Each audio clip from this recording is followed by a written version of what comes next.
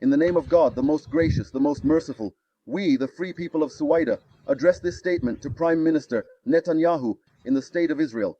We are facing our toughest days in the face of the caretaker government of Abu Muhammad al-Jolani and all of his illegitimate factions which do not represent the identity of the Syrian people. We do not want to remain under his oppressive leadership. We demand self-governance, completely decentralized.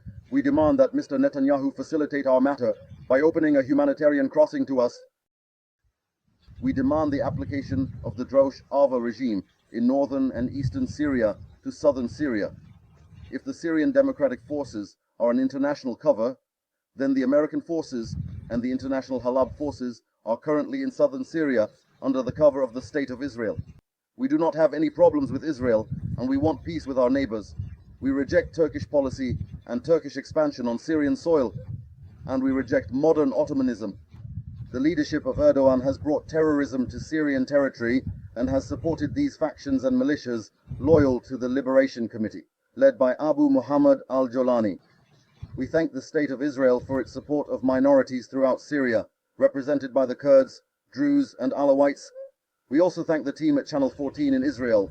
Thank you, Netanyahu, and may God provide.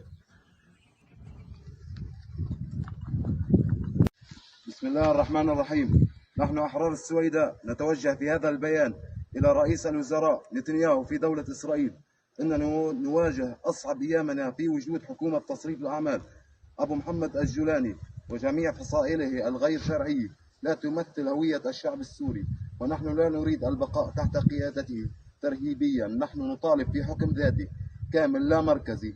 نحن نطالب من السيد نتنياهو في تسهيل أمرنا، في فتح معبر إنساني إلينا.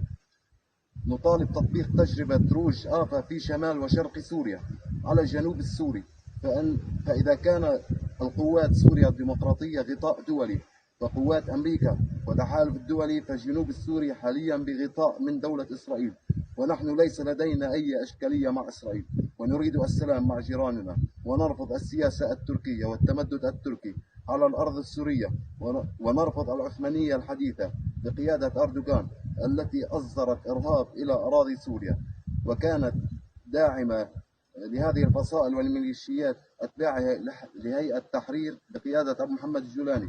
ونحن نشكر دولة إسرائيل لدعمها للأقليات في عموم سوريا متمثلة من الأكراد والدروز والعلوية، ونتشكر فريق عمل قناة 14 الإسرائيلية. شكرا نتنياهو، والله ولي التوفيق. الله ولي التوفيق.